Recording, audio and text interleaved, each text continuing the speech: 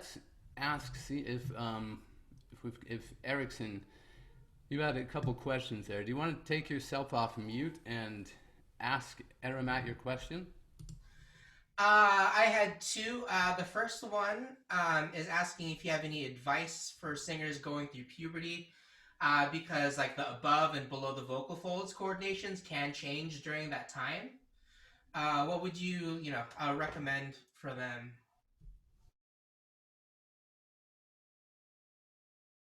A lot of things happening for puberty. The first thing is that your vocal folds kind of lengthen and more than double themselves in length, which is insane. And it happens throughout like days or a month. And that's why the voice is kind of like, hi. Um, and the other thing is that suddenly the vocal tract becomes slowly longer, right? And so you get that richer sound. As a teacher, I love working with those voices because those points of breaks that I just showed you kind of shift. They start from a female child position and they slowly go down day by day, which is so interesting until they stabilize. So what I normally do is day by day check what kind of new low notes I have. Okay, what is the new thing I just got as a gift today? And treat it as a gift instead of like, oh no, what's happening here? Just like going, how low can I go today? Oh, that's interesting. So just going into those low notes. And the other thing is doing it in slightly either yawny or thinking about a really chubby kind of character, like that, because then your larynx is kind of lower because you want to stabilize everything. Everything that when if you put your hand on your larynx, you will feel your larynx going to go right. And so what you want to do is stabilize it and just go hello. Ah, Exactly. And so, hi, how are you? Oh, very nice to see you. Just stabilize it. And even in your speaking voice, I tell my clients to think like they're speaking on the radio. So there's a traffic between this road to this road. And what we want to do is maybe take an alternate road to, just try to speak there and find songs that go there. And once they are stable in the low notes, then go to the other parts of their voice, but really give them confidence in their low notes. That's what I would do. Did you have another question? That was a really good question. Yeah.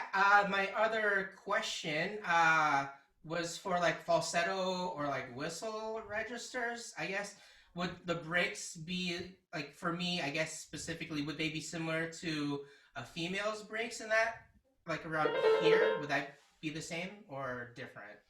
Yeah, I mean, the general thing is that if you feel maybe that your voice is struggling around A or B flat, you might feel that an octave above as well, and you might Hmm. feel the E before that as well. Yeah, it's really interesting because I love to work on my whistle voice sometimes, and I feel like even there's like a wall. But if I practice it and I find the right resonance for it, it works really well. And it's so funny. It's somewhere in between reducing the tension and finding again the right vowel. It's those two combined. And you would feel it, like definitely. I feel it. I feel like there is a register shift in there that I need to manage. And if I don't practice every day on my whistle, which I haven't done this week, then it's not going to be as comfortable going up there. I need to really train my vocal tract to make those necessary crazy changes. great, Yay! Thank you. awesome. That's yeah. In our chat, um, can put in there that the vowel or vowel is the under vowel of the eh. So that's pretty interesting. Yeah, vowels. It's a whole science, and we can get lost in that and have an entire 10-year-long presentations about that. But it's so important. So Yeah, let's. We're going to come back. Doug's got some great questions in the yeah, live chat as well. yeah. Um, but it's always fascinating to learn, right? You've been learning, how many years have you been studying, learning, singing, Aramat? Whew. What we I don't know, Wait, how like old am I? 15 How old years. am I? Yeah. I don't want to think about that. No, but yeah, yeah. It's at least 15 years, yeah. At least. Right. So oh, 15 years minimum. And I've been Yeah. doing it for over 30 years. Yeah. Right. And the amazing thing is there's always more to learn. Yeah. We have researchers that have been doing it for 40 years, top Yeah. researchers in the world, they're still learning. So we're always learning, and that's important. And I want to encourage everybody to maintain that mindset. I don't know everything. You don't know everything. Nobody knows everything. That's why we're sharing our knowledge on Voice Yeah. Masters live stream to help everybody out. So, but all this I'm always looking for, okay, where's the angle for the singer now that's coming to me, because yeah, right on, you've got to find this nuance of the vowel at the right spot. But how do we do that? Do you want to work with somebody? Let's work. Yeah. I got to get a I'm going to have you work with me, okay? And Ugh. I'll do some things that maybe are kind of wrong. If I'm going to try and demonstrate um, going up on an e vowel, and let's see if we can pop in something fun here. Like let me just this is let's go like Bruno Mars, right? Bruno Mars is really good at doing mix, right? So if we go here to 24 Magic in the Air.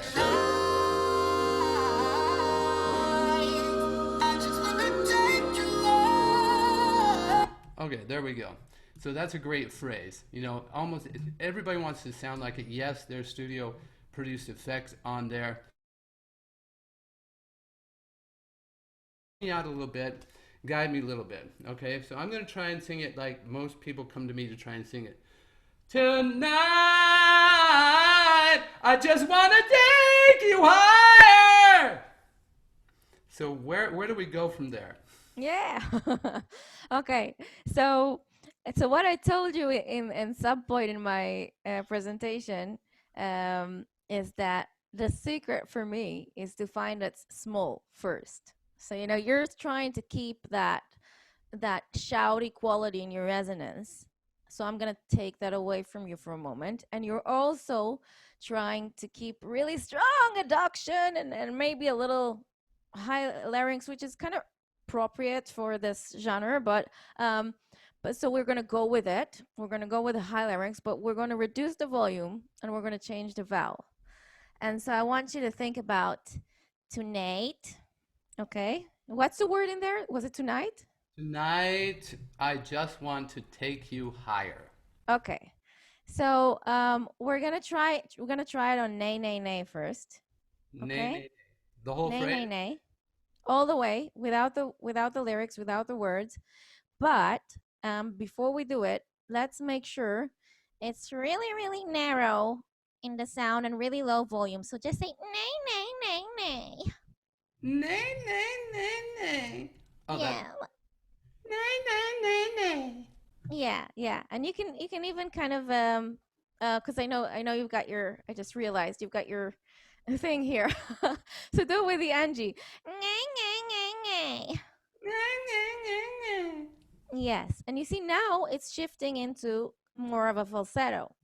So I want to make sure there's adduction with that small sound. So let's start with a little bit of like a fry, and everyone can try it with us. Imagine that you're starting to cry, that you're a little kid starting to cry. And the first thing that happens when a little kid starts to cry is that you can see it on their faces. You can't even hear the sound, but you know it's coming. It's like a and then it starts, right? So that sensation is like the most primal sensation of our vocal folds, kind of getting ready to cry. They're closing Okay, so we're gonna try to do that, and then nay, nay, nay, nay. There we go. So now let's try it on the melody. Let's try it. Nay, nay, nay, nay, nay. He took away my toy.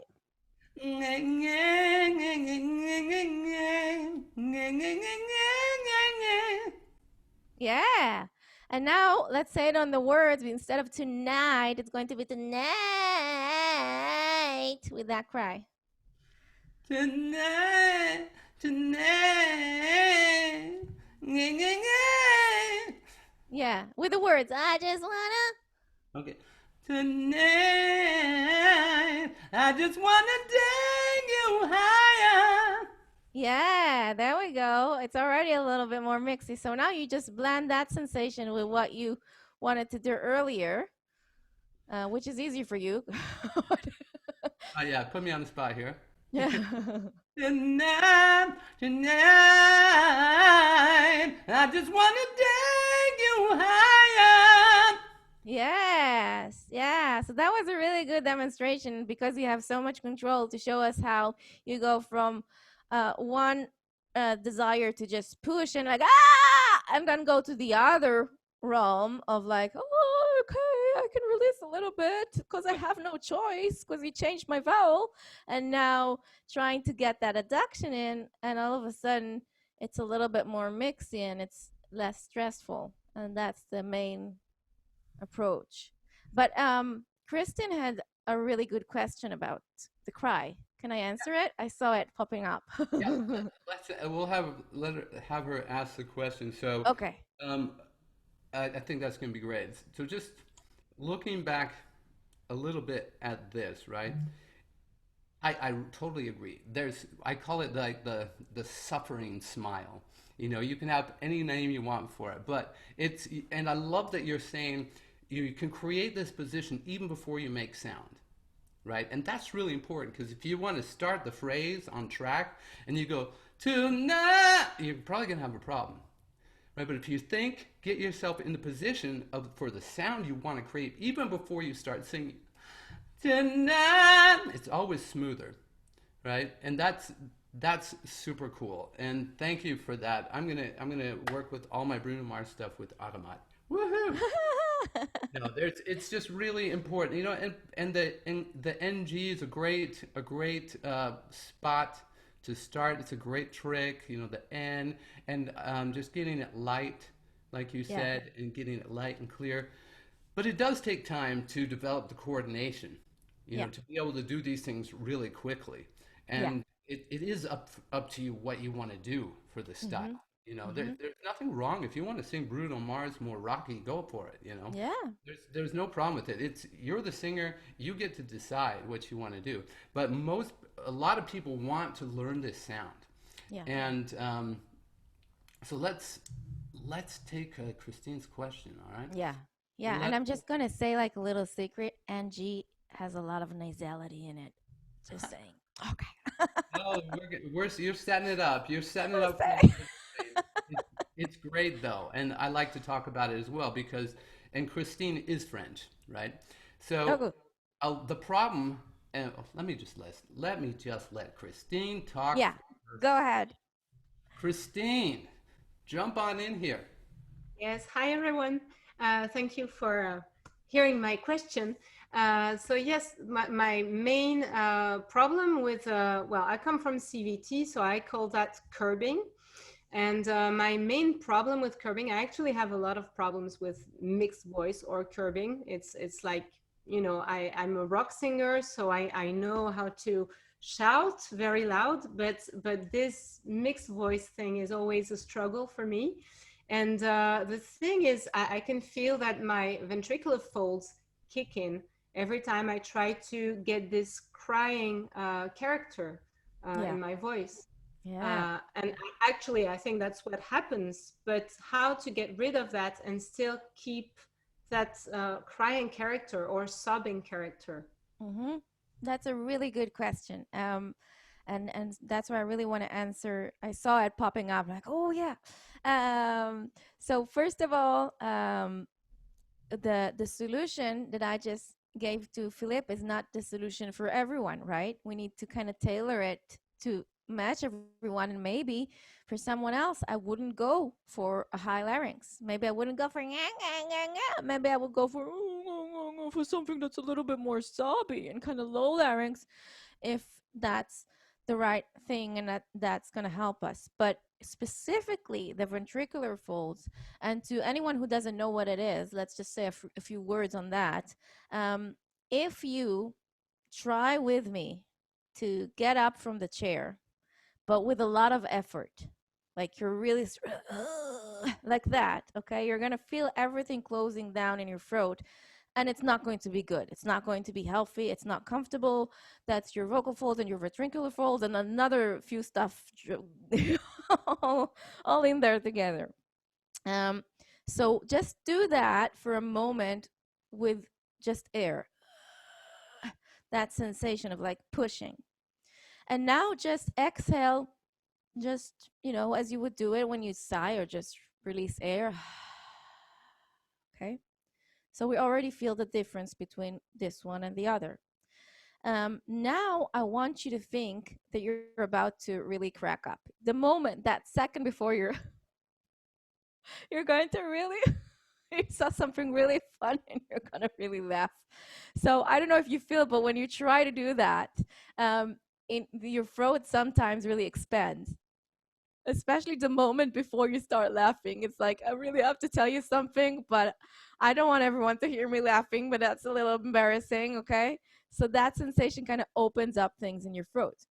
So what I if you're willing, I'd like you to try to demonstrate to us that you exhale with attention, exhale just normally, and then exhale with that, I'm about to crack up, okay? Try it. Okay, so the first one is Yeah. like this. Actually, we can almost hear some distortion there. Yes. Yeah, because of the ventricular folds. Sorry. Yes. Yeah. So second. Yeah. Yeah. And so in the third one, I don't really get it. How to exhale?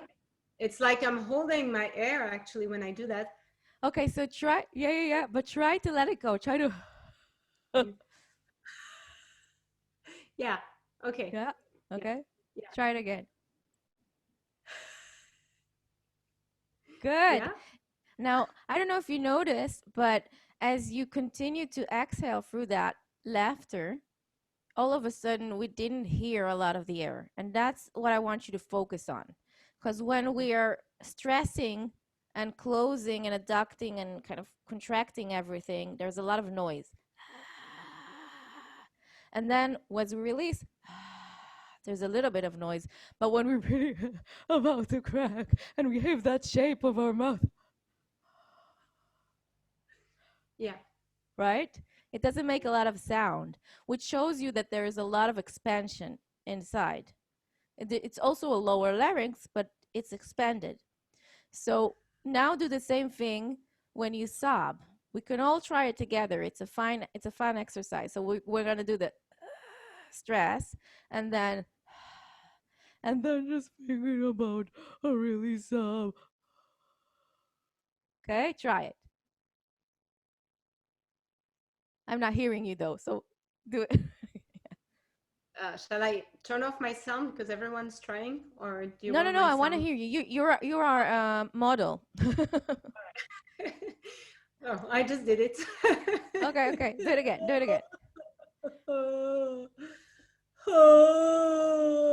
Yeah, do it without a sound, just the air.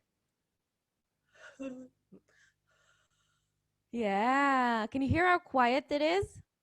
Yeah. So that's the kind of cry I want you to lean into now, okay? With that sensation. So when you cry and go, I don't want it. It took away my joy. I don't really want to have it. Okay?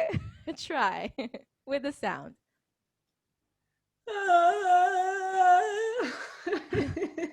It's good. In and out of register. Can you show me a sound example Yeah. again?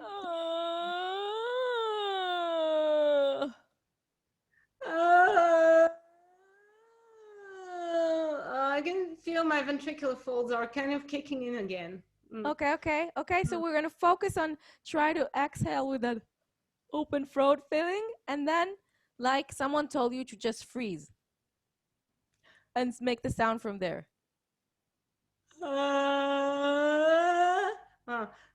But the larynx is very low, isn't it? Yeah.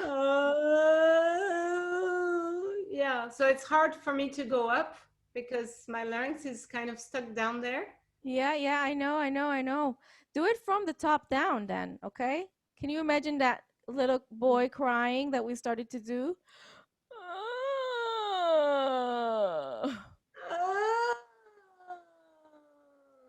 Yes. Yes.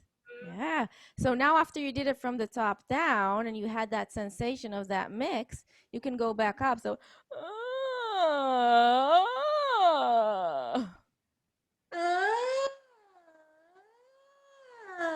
Yeah, better. yeah, that's it. So that's why you want to play around with it. It's a new sensation of the cry. It's slightly more lower larynx, more expanded. And it doesn't mean that you're going to have to sing with the low larynx for the rest of your life. It's just for this moment in time to kind of contrast what our body just kind of wants to, and we're saying, okay, open up. Yeah, Okay. cool. Thank Thank you. That's really fun. Thank you, Christine, for working with Amamat on that. Every singer is so individual. We're all individuals. This is really interesting, by the way. Now that I've been doing these little exercises and following along here silently on mute, can you hear the difference in my speaking voice? It's like, hello, I'm the radio announcer. And it's very relaxed. Okay, granted, I didn't wake up and warm up this morning for this live stream and then tried to sing Bruno Mars, but we worked through it, and you can see that the voice warms up very quickly with the right guidance. We don't necessarily need an hour-long warm-up before we sing.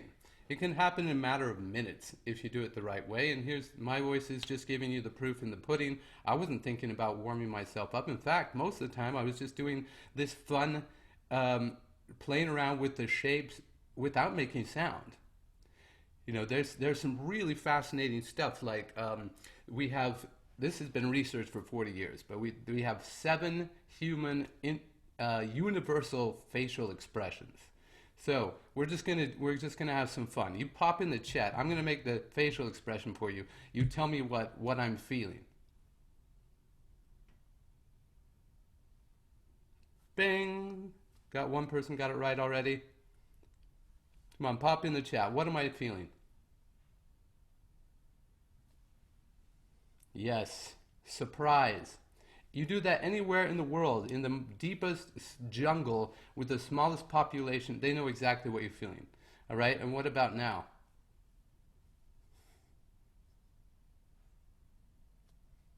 Yeah, anger. Everybody recognizes it. Now, the funny thing is, your body knows how to do this. And all these facial expressions connect to your brain. Your brain starts producing the same patterns as this emotion, whether you want to or not. And the people seeing you, they also feel that emotion whether they want to or not. It's instinctive. It happens in your brain. So we can go off onto this. This is part of the techniques I use to help people with interpretation and coaching, emotionally connecting to the song. But the point that I like to bring up is you have a lot of muscle memory. So if we go to that crying, I just said crying, but am I feeling, what am I feeling? Right? Looks like sadness, pain, upset, right? Disappointment. So we know. And if we put our face in that position, guess what goes with it? The vocal tract, right? It's going to help you find that song. So these are great keys into creating the sounds we create every day. And that's, I think, really fun. We just want to, everybody's doing multiple sound designs and multiple styles of singing in their speaking and just being alive every day. We tap into that instinctual knowledge and subconscious knowledge, and that really unlocks the path. So I want to tell you, just to shake it up a little bit here, and I love these questions. We're going to take some more questions here from the live chat in just a second. I just want to let you know what's going on with our new live stream system. I got a lot of emails and texts saying, I can't find the registration. Where do I register? I want to be there. What do I do? Well, you couldn't find it because it doesn't exist anymore. There's no registration. All you have to do is go to our YouTube channel, Singing Revealed, subscribe, and click the little bell, and you'll be notified whenever we go live, and you'll be notified. You can get notified of upcoming live streams. We're going to still post it on our social feeds and send you emails so that you'll be notified that the live streams are coming up. You'll also get that. So those are the two main ways you're going to find out about it. Is main way, subscribe to the YouTube channel. Also, you can join our Singing Revealed community, our mailing list, and we're going to send out a newsletter every week on what's coming up. And also, if you are a Singing Revealed member, you can join us here in the live stream. And that's really cool. And I know a lot of people have the membership because they can't join the live stream and they want to be able to watch the live stream later in our archive. So that's another big benefit of your Singing Revealed membership is live streams you can't tune into live. You can just go right in and watch them anytime, as many times as you want in the live stream. All right. And also we have a members only live stream every month where we just get together like this. Everybody's in the Zoom meeting and we talk and we answer questions, whatever's on people's minds. So it's really, really fun. All right. All you have to do is go to Singing Revealed homepage and you'll find there very quickly how to become a Singing Revealed member. So that's exciting. We've got a lot more value in the membership. And another thing that's super exciting for our Singing Revealed members is I have this epic singing course coming out soon, and we're going to do a beta launch, a private launch just to our Singing Revealed members and Singing Revealed followers. So it's going to be a limited private launch that you can get this course. It's not going to be finished, I have to say. That's why it's a beta launch, but you'll have plenty of stuff to work with for about 2 months until we finish up the rest of the course. So it's a great time to become a Singing Revealed member because we're going to give you a free Singing Revealed membership and give you the course at half off for the beta version. That doesn't mean you have to rebuy it. That means you get the full course when it comes out. You just being a part of the beta phase, you'll get a free Singing Revealed membership and half off the course. That basically means we're giving you the membership, and if you have your membership now, you're going to get the course for free. It pays for itself. Because we want you to give us feedback, and we want to work with you. It's going to be a ton of fun. Everybody that has the course, I'm doing a whole week of live streams every month for people on the course to ask questions, coach them, deepen your knowledge, work with you. It's going to be super exciting. So stay tuned, and if you want to, I'm going to put this in the chat for you, but if you want to sign up for our pre-launch list and make sure you get the newsletter, just go to singingrevealed.com/pre-launch. All right, you go to singingrevealed.com/pre-launch and sign up, and then we will send you all of the information, okay? And we're going to have a lot of free content, extra live streams, so it's going to be a ton of fun. And I'm looking forward to working with you guys. Let's look into our live chat here. We got some questions from Doug, and I love Doug because he always asks you really tough questions. He's like, what about this and this and this and this and this? And it's great because this gives us a lot of things to discuss and everybody to think about. So the question is, are you saying that tone qualities and timbre and range area and unique qualities of any man or woman is describing a register? So are you saying that a register is defined differently from person to person? that doesn't match your organ analogy where you say a register is a mechanical set.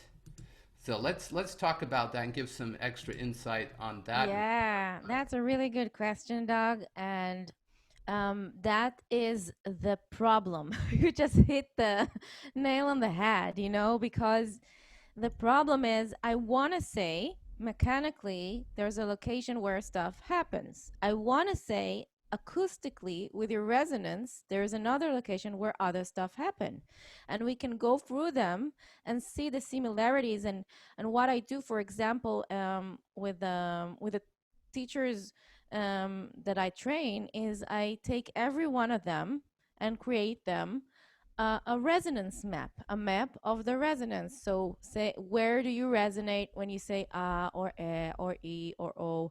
And every vowel changes your resonance, right? So if I would do a glide on an ah or a glide on an eh, then my resonance would change, which means that acoustically I would tend to break or flip in a different place because my vowel has changed a little bit. Okay, so first of all, the changes in our resonance are really dependent on the vowel that we are singing. And that's one reason why it's so confusing. And the other reason why it's so confusing is that I can really create different timbre qualities on the same note. So I can tell someone, or someone would ask me, for example, can you hit that note, like do a G, and do it on a head voice? Now do it on a falsetto. Now do it on chest voice. Okay, or whatever, and it's the same freaking note. you know and I've changed my vowel a little bit to adapt and to make changes, and I changed the position of my larynx to demonstrate that. A lot of changes that were made in my vocal tract to adapt to that. And so in a perfect world, I'd like to tell you that there are specific locations where you can expect register breaks. And what I do when I assess singers, I use the same vowel for everyone, so I won't get confused by all the changes. But the mechanical change is there, and the mechanical change is similar to most of the people. And that's something that we can't really argue with. I mean, the fact that the muscles need to adapt and make changes is there. It's just that everything else, like the register breaks above it and the changes that are dependent on the vowel, are really dynamic, and they depend on so many things. And then it's a matter of who you ask. If you ask me, I will do it according to the musical notes.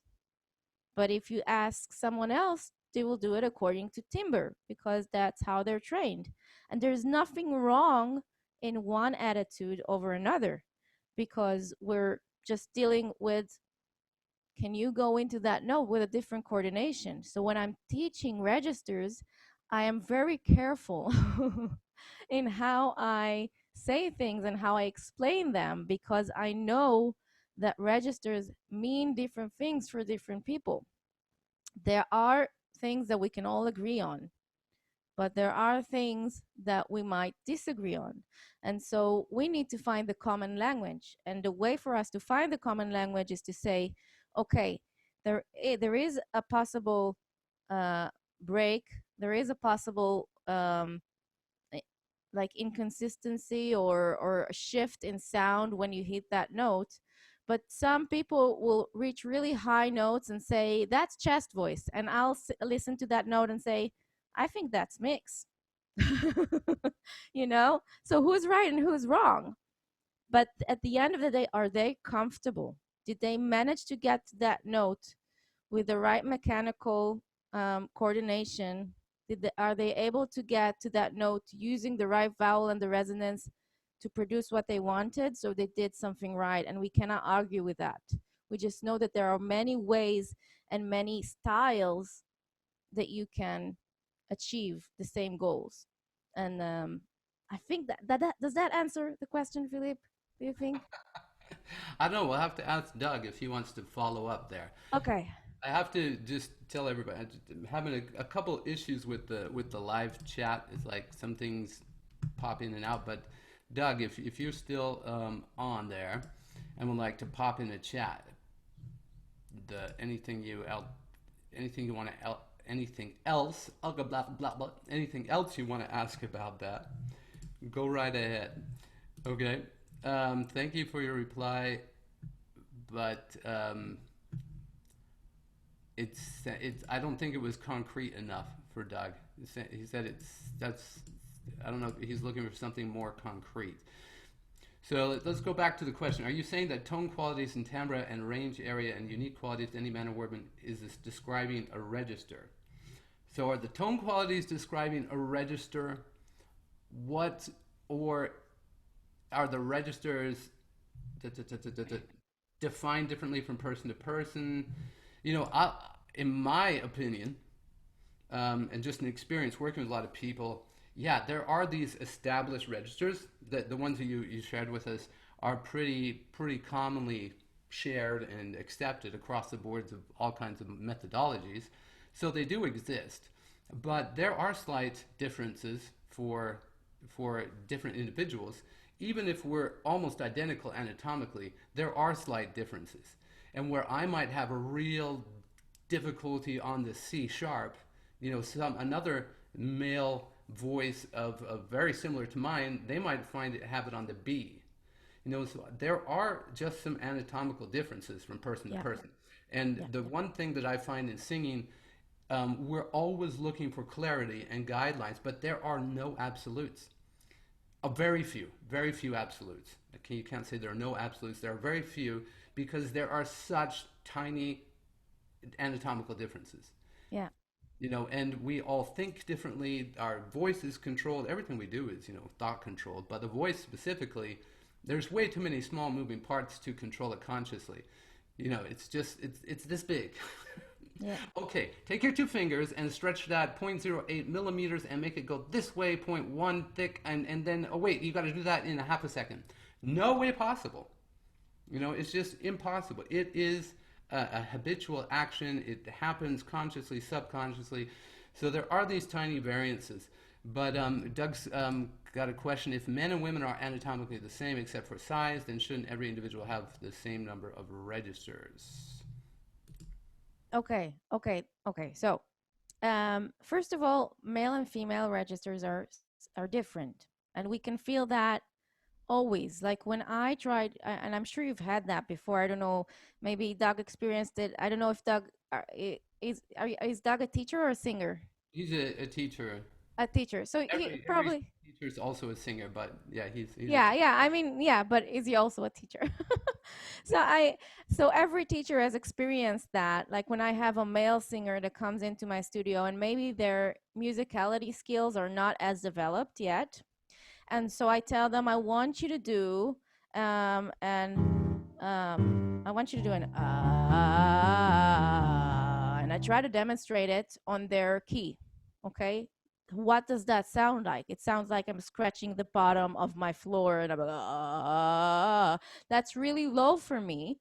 But for a male singer singing a C3, for most male singers, it's quite fine. Not for everyone, not for like really high male voices. They would be more comfortable with a D or maybe an E to begin with.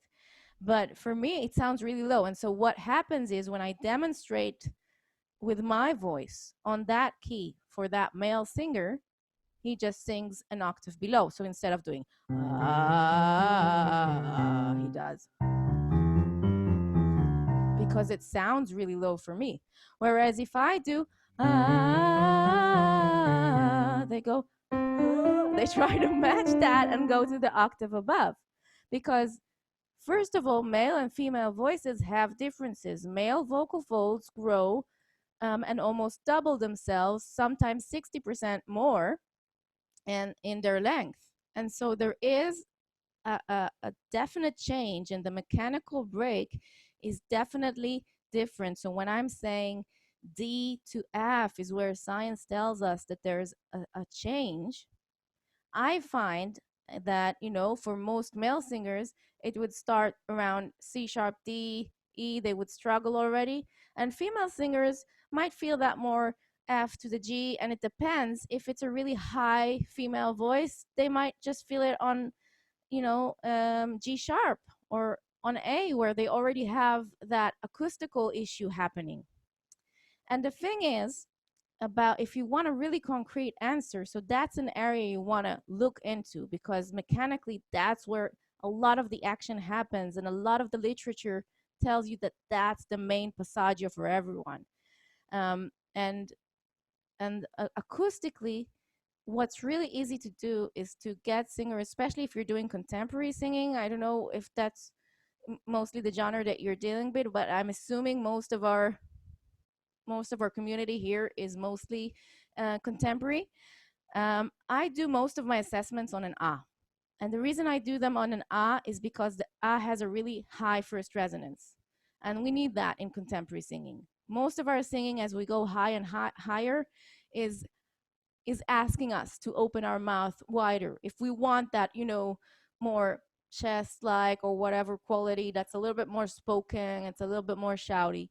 And if we are around an ah or an ah, then we would expect a change to happen somewhere between A to C, C5. We would expect something to happen there on an open vowel acoustically. And so in a concrete way, especially if you're dealing with contemporary singing, that's the area you want to look into. As an average, what is happening around E4 and what is happening around A or B4 for singers. Those are really sensitive areas from a mechanical perspective and from an acoustical perspective.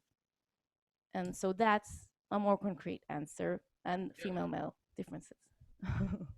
No, I think that's great. I think that's great and important, right? So for both, and you're saying it's for both voices, right? For male and female singers, just producing sound at those frequencies causes some different reactions in the vocal folds. Yeah, and I would be more specific, like in my kind of old school training, A would be a main passaggio for the female voice, where E would be a main passaggio for the male voice, which makes sense because some female singers would experience something on an E and an F, but it won't be as like as a struggle as it is on a G and an A or a B flat. That's where the main action is like ah, especially in contemporary singing, and so that's the kind of difference I would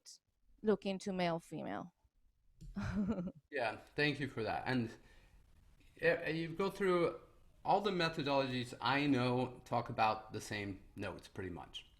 It's just everybody's observing the same things, right? And then you get into, okay, the vocabulary, that's where people are a little not really agreeing, So if we've got a question, and this is a good question. I think it could help a lot of singers and also some teachers, give maybe a fresh idea. This is from Christine again. Christine, you want to ask the question? Sure. Yes, I was wondering what would be your top exercises to practice adduction? All right. This is a beautiful question because it reminds me something that I wanted to do with all of you after we discussed the lower larynx that we did with you and the kind of fry that we started with that kind of feels like we're finding that adduction. And so we never want to stress and feel like we're adducting too much or that we're pressing our voice, right? So let's do two things. First is I'm going to stand up for this so you can see. Oh, okay. So first we're going to put our hands on our hips and we're going to try to find the lower rib. Oh, sorry. I changed my mic. Okay. So the lower rib, right under it is like a soft place in your sides where you kind of grip into. That's pretty much where the diaphragm is. So we're just gonna shove our fingers in it to feel what's the action, what happens there. And what we're gonna do is we're going to inhale, and then we're going to exhale.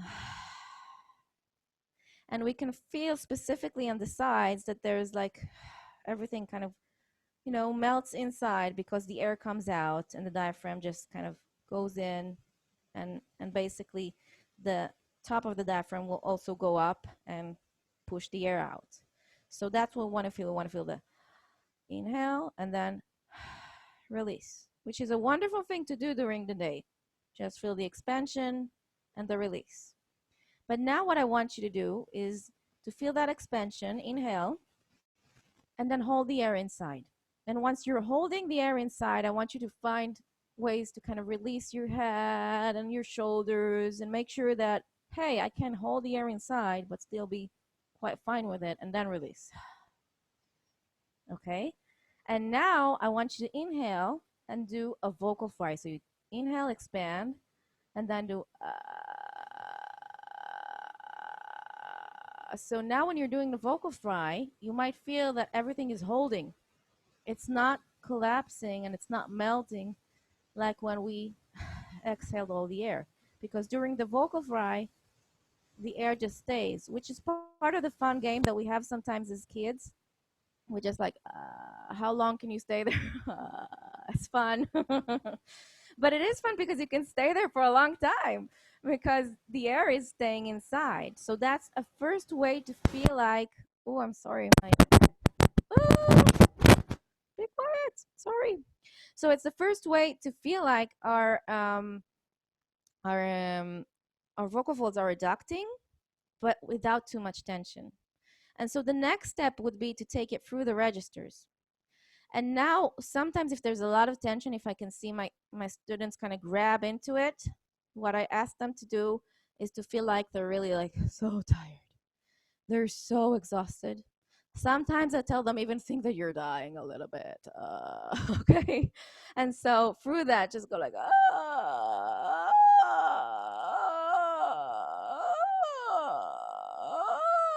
and slowly you start to find that transition where you're still on that kind of creak and fry.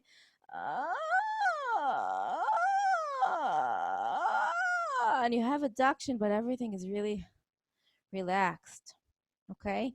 And so that's the first exercise. The second one I really want to do with all of you, and I'm sorry, my cable is weird when I'm moving, so I'll fix that, but not right now. The second one is to kind of allow the air to be blocked, but using an exercise that kind of helps us block it with our lips. So that's the blowfish puffy cheek exercise, which I love so much.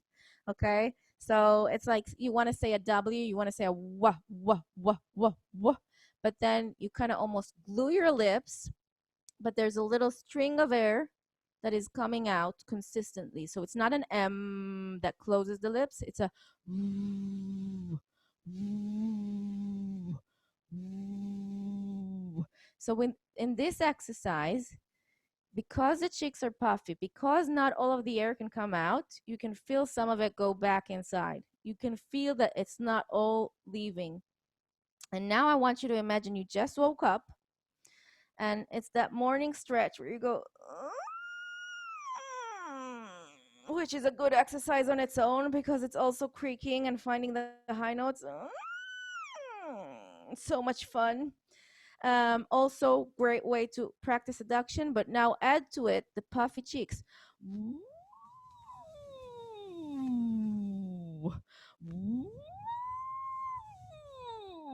So a great warm up to start finding it without tension. Two more. One more. There we go.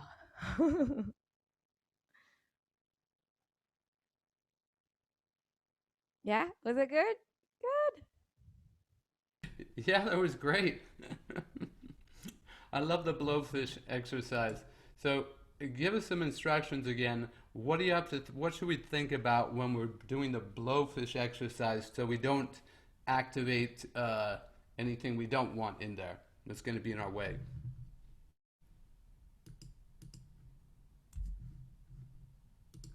Ah, that's what's going on. Aramat, your mic unplugged. No, I just muted it because I'm stupid. Sorry.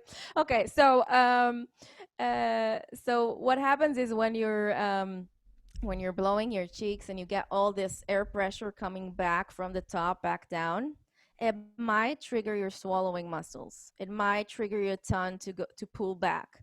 And that's something you want to be careful with. So if you feel like there's tension there, or if you feel like something is gripping and it's not comfortable, you have two immediate solutions. One, release a little bit more air, allow more airflow. So it's not as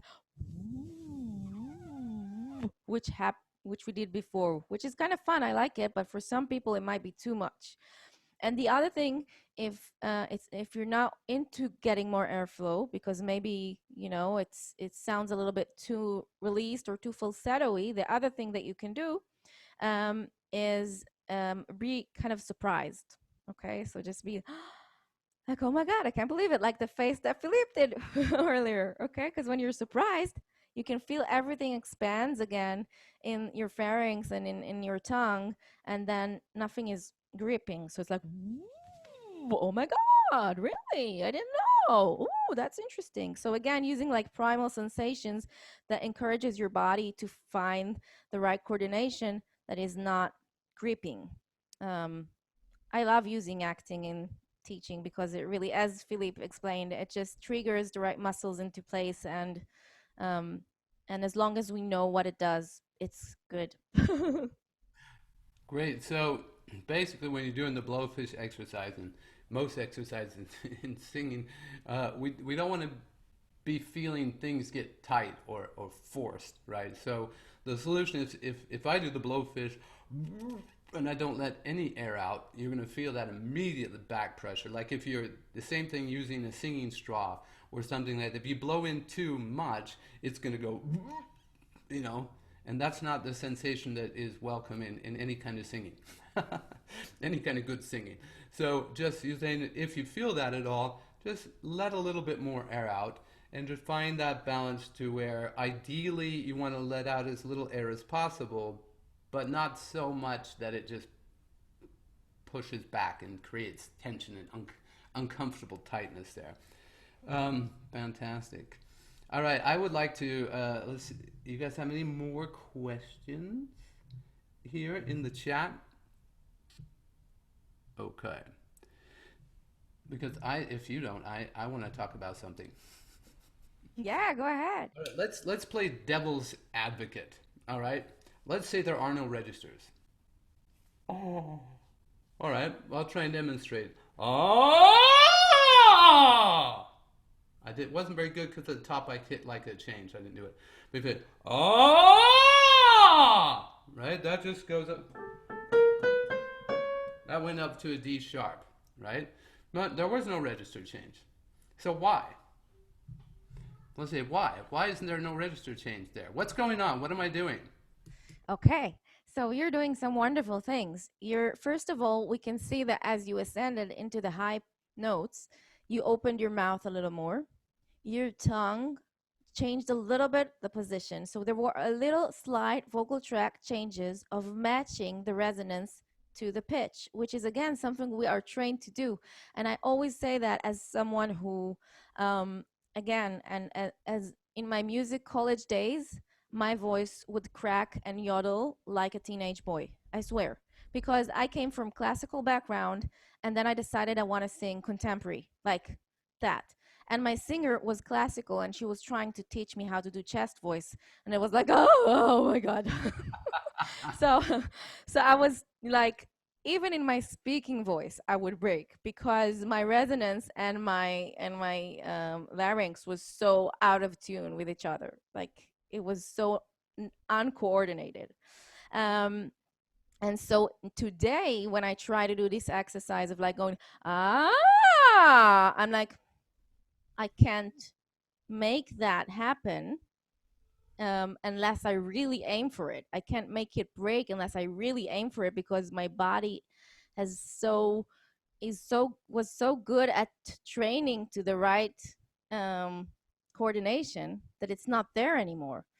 And that's the amazing thing about our machine, that it learns so much. I had a presentation that I did about mimicking Beyonce's voice, and the thing when I do the Beyonce thing, it's so hard because when I first did it, I had the way I did it and I had the way Beyonce did it. But once I taught myself a little bit on how Beyonce did it, some of it stuck. And it was really hard to go back to what I did previously because some of it went away. So that's the first thing. The other thing I want to mention is that when we learn to mix and blend, we really learn to rely on higher resonance. We really learn to rely on the energy that you had so much energy in your voice. You had that ring quality of like a like a really you had that ring at the top notes. And so having that in your resonance is such an important tool. Sometimes we try to rely on just like ah but when we have that something that's a little bit more ringy and has a little bit of either twang or either a bit of that kind of a ring, Christina Aguilera, Shakira thing or classical thing.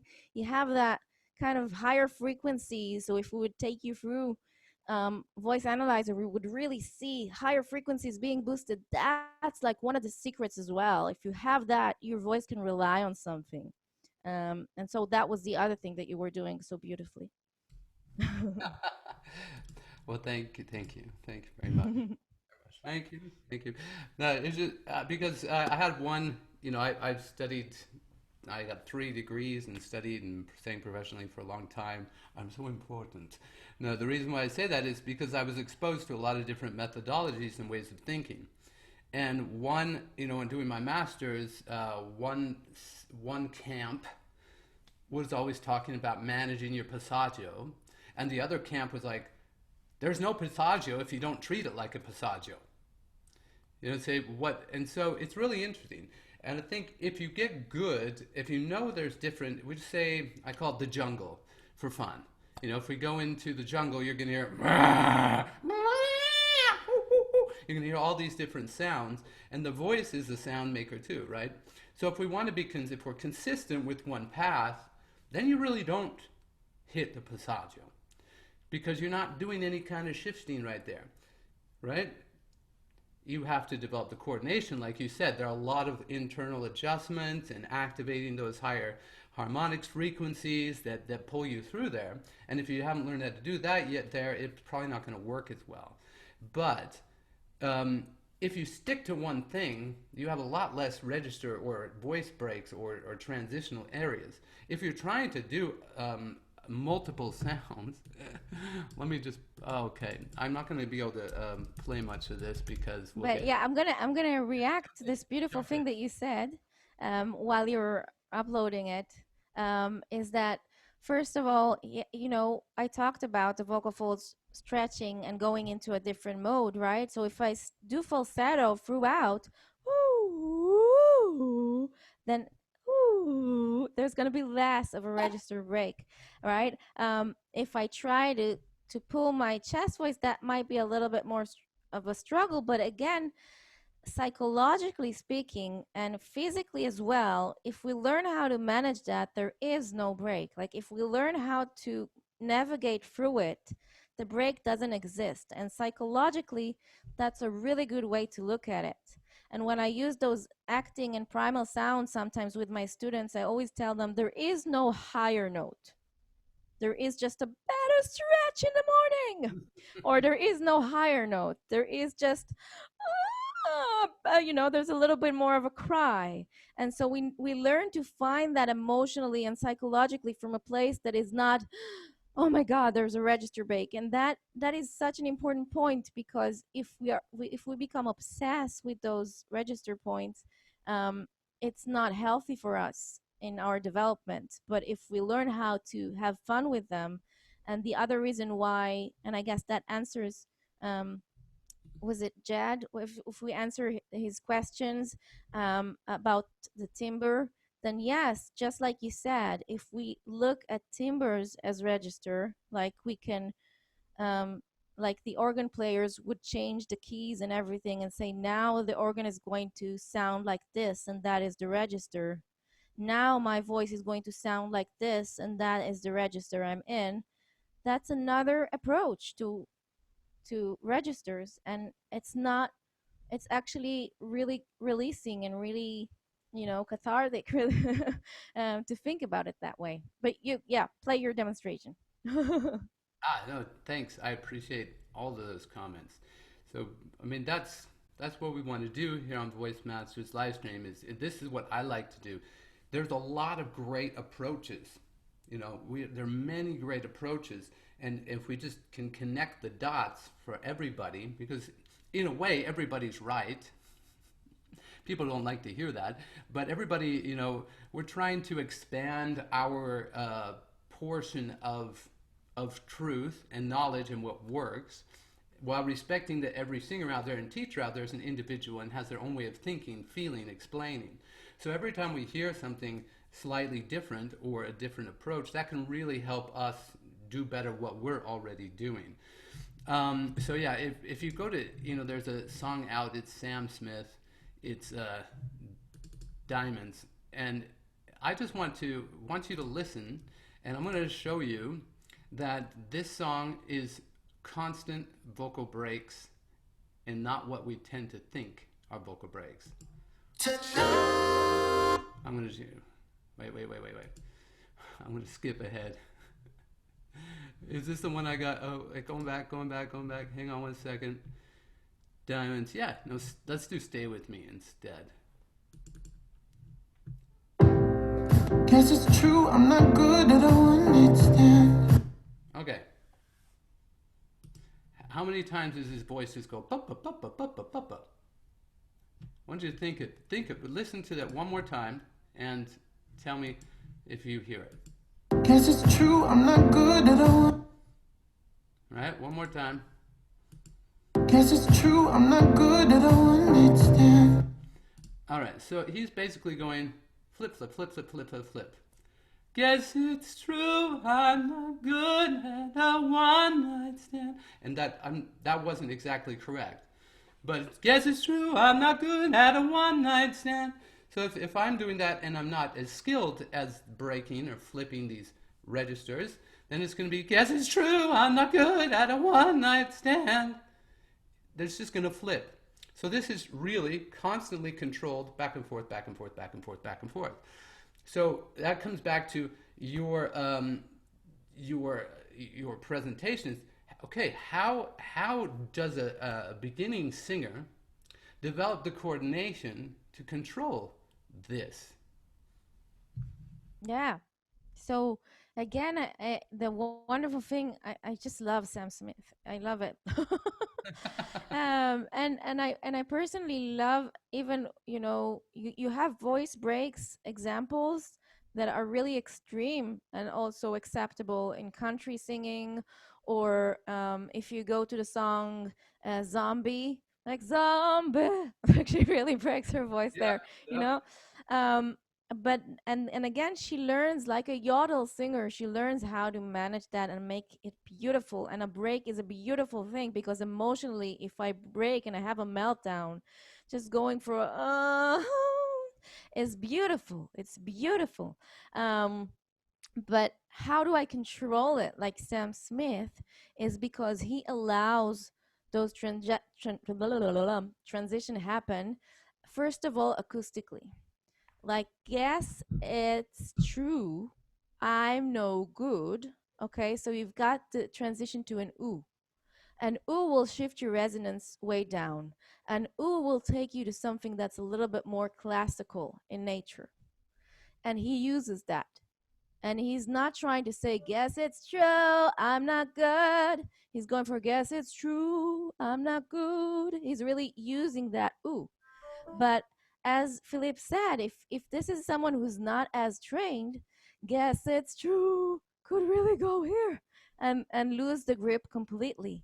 Yeah, And what we perceive as, let me jump in, just jump in with you on this. I have a client, he's about 15, and his voice like octaves in the breaks. Guess it's true, guess it's true. It like flips way up in the stratosphere, and he's like, oh, I'm sorry, you know. Yeah. And it's this new coordination that has to be reestablished, but it sometimes it's like, wow. Yeah. So go ahead. Just wanted to share that. Yeah, yeah, and it's so interesting when it happens. It does happen to female and male singers sometimes. When they investigate a new register, they sometimes pop an octave up because, because their resonance is like, oh, I don't know, or the adduction just drops everything. And so part of it is saying, before I do that change, I would first of all find the adduction. And if it's Sam Smith, I would go with the low larynx because that's what he does. And so I would go a little bit more of a sob, and just say, no, no, no, no, no, no, no, no, no, no, no, and try to hold it. And then from there, move back to the no, no, no, no, no, no, no, no, no, no, no. Try to find the ooh.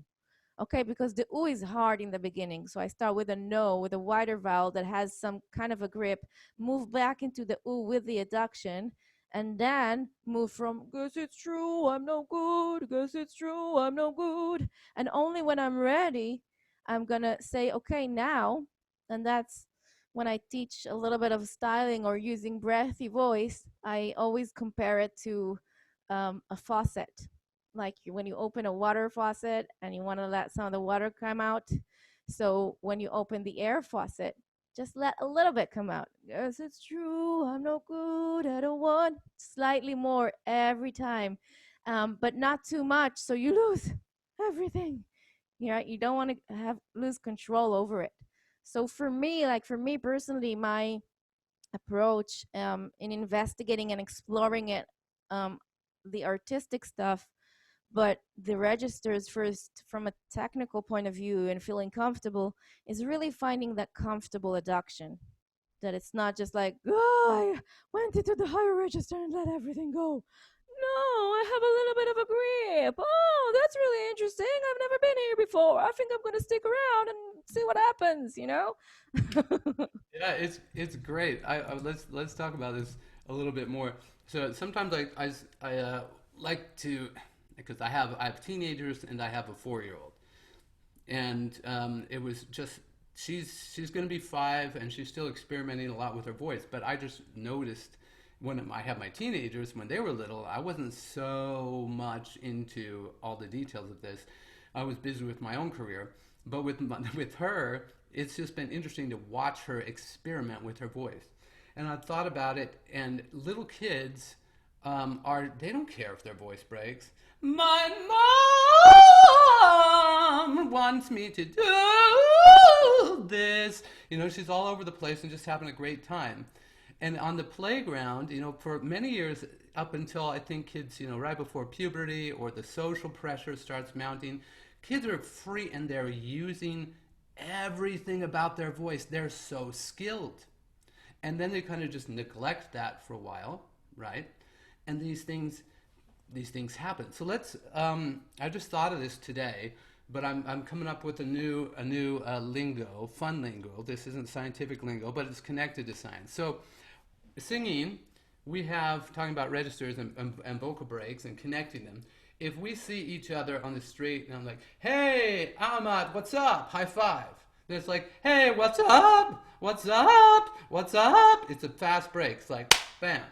And muscularly, we have the TACT muscle, right? These two muscles on the inside that got to work together. So if I go, "Hey," the one's just going, they're just doing that, right? But if I come up to you and say, "Hey, Ahmad, how are you?" and I take your hand and we just kind of do this together, "So nice to see you. Yes, we're great." Now these muscles start working together, nice and coordinated. And that's that coordination that gives you seamless transitions and helps you avoid 99.9% of the time these high five vocal breaks. So I got an exercise. I love this one that you shared, and there are a lot of approaches. But before I share my fun exercise, let's talk about why you mentioned this. But I like to. Sometimes it just goes so fast. You know, I hear you and I'm like, oh, that's brilliant, that's brilliant. And then I'm like, wait, what did she just say? And I'm sure if a singer that's really not as been studying this for decades, if they hear this, they're like, oh, that what? Help me do that again. Why is this working? Can you talk about the different how to get these muscles working through adduction and release and combining those? Because you were very specific about using certain vowels to achieve Yeah. that. Yeah, yeah. So the vowels are there for my acoustic release. Okay, I want to release myself from the need to shout. And if I'm on an ah or an or something really wide and open, it's really easy for me to go into my, my habit of just going and shouting acoustically, resonance. And so if I just go to an oo or an e, it takes me into the realm of head voice, more classical, more release, like a wee, woo. And I can take that and say, okay, let's be there, but add some of a fry to it, some of a cry to it. And I really love your example right now because that was a really good sensation of like, hi, Aramat. And that was really like nice and calm and relaxed. And it reminded me of something I love doing with my students as well. Instead of going into a cry or into a dying sound, which is really depressing, um, what I like to do sometimes is think about a cuddle, like just remember the nicest hug and you're just like, oh, I really want to hug again. Oh, it was so nice, it was so, oh, I just want to get back to it. And that sensation, first of all, it's really nice and comforting. It takes me into that ooh, but it's still the adduction stays. It's not a painful or a stressful or oppressed adduction. It's a nice one with a low volume, not too much volume, and not too much stress. And it allows me to find that new coordination. Was that it? Yeah, thank you. That's great. That's great. I know I have to confess, I'm just going to confess because I didn't know, I thought I knew a lot of stuff, years back in my career, and I didn't. And these singers were always talking about adduction, adduction, adduction. I'm like, yeah. I had no idea what adduction meant, right? Adduction in vocal science terminology is meaning getting the vocal folds together, and there's different levels. There's like a really strong adduction, and there's very light adduction. There's adduction of part of the vocal folds. So for anybody out there listening that may have never heard this word, and they're thinking, insulation somewhere in the house, it's just getting your vocal folds to come together completely. So when we have a very light sound, it's not a lot of pressure. Ah, the more intense the sound, we need that adduction. And to get the high five handoff, cuddling going between these two muscles, then we've got to increase the adduction level. And if it's too abrupt, then the voice just goes ah, ah, ah, ah, and the voice will flip around. So I love exactly what you said. Everybody that wants to review this, it's going to be in our archive. So much wisdom here. Thank you so much, Aramat, for that. I have a funny exercise I just made up because right now I have a couple clients that are struggling with this, and it doesn't really matter the age.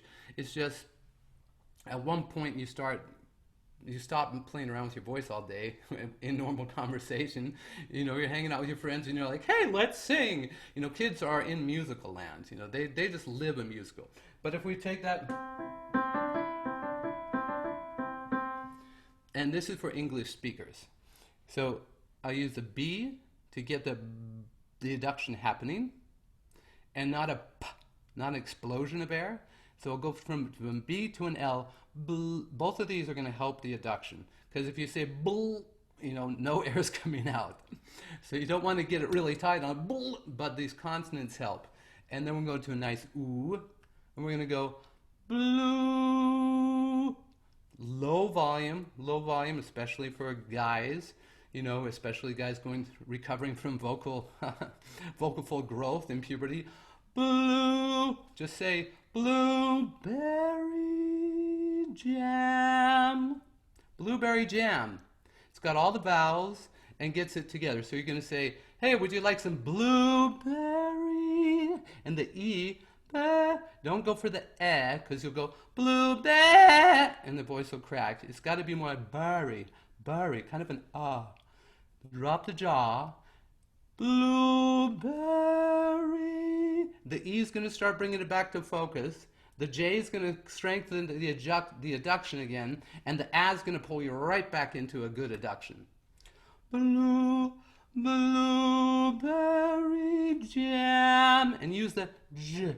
Think more of a J, treasure, instead of budge. I know the word J, jam, is a very strong one, but make it soft and try and connect it all. And remember the volume's low. Blueberry jam, and start the jam soft, and then pull with the A vowel into a little bit more volume. And if you do that, and you just think that Sam Smith is all he's doing is singing Blueberry Jam. Blueberry, blueberry, blueberry jam. Guess it's true. Guess it's true. I'm not good at a one-night stand. Then you're actually practicing these flips back and forth, as well as the transition of getting things to stick. So this is just I make up funny stuff all the time. If you don't think it's funny, it's okay. I do. But it's fun, because who would have thought that Blueberry Jam was going to make you a great mix singer?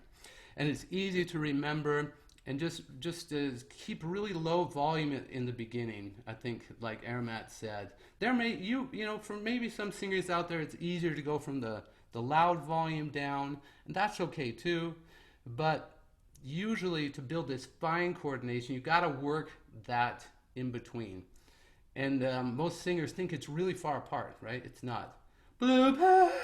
They try and go in falsetto and give all this air, and then you're pulling things way apart. It's really, they're best buddies.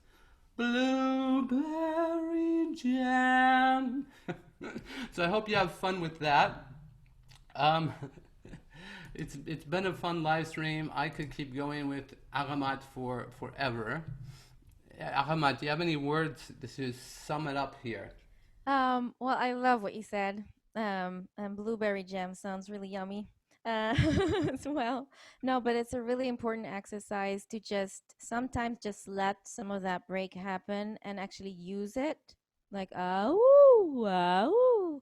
And also, I want to encourage all the singers out there, especially if you're just like, if you're 15 or 16 years old and your voice is kind of new. It's like a baby voice, you're just learning how to reactivate some of the things because everything is new in there. Just love it, care for it, explore it, enjoy it, and try some of these exercises. And if something's not comfortable, use your teachers out there, explore the new low register that you love. And singers out there who are trying to belt and feel like they're hitting a wall, try to finding those small spaces like we just talked about. And I know it sounds weird, but you can use them to go into the big volume. So instead of going like and shouting, you can just go and from there build the volume in instead of like going if you go in from it, you'll be surprised how you can get back into the belting. And I have a lot of clients who go through this and they say this feels like twang head, all kind of other explanations out there. This feels a little bit more like head voice. I'm like, okay, so if that feels like head voice for you, let's work on that head voice. It doesn't matter what name it has, but it's healthy and it feels right. And now from it, let's start opening the mouth and let's start adding a little bit more of that twanginess or whatever in there. And then all of a sudden, you've got something that's becoming bigger and bigger and bigger by the day. And you're like, that's not too bad. So don't be discouraged and just keep working on it. And sometimes it is beneficial to just realize that really registers are just something that we look into because we're geeky, but you can make them disappear like they didn't even exist. I love that. I'm sure everybody would love to have perfectly smooth transitions and never be in danger of a vocal break. Um, and I agree with Aramat. Volume. I heard a colleague say this once, and I think it's great. Whether you're dealing with hard rock, death metal, vocal effects, or belting, or opera, classical singing, volume comes with time. If you just get things right and lined up, the volume is going to develop over time, right? If you just go for volume, you're never going to develop that fine muscle coordination that Aramat just gave us a beautiful example of going from soft to loud and back. Well, that's all about blueberry jam. Smear some blueberry jam on it, and it will get much better for you. This has been a lot of fun. Let me spotlight Aramat again, and let's give her all a big round of virtual applause. You can take yourselves off mute and make some noise.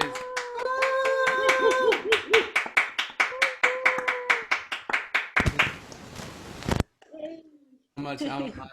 And if you have any questions for us, you can always reach out to us on Singing Revealed, singingrevealed@gmail.com. And Aramat would love to hear from you as well. Have a lovely day. I'm going to put in there, let's see, Aramat's cable is giving us issues. So let's tell us your website again, aramat.co. It's Aramat. It's like ARAMAT .co.il.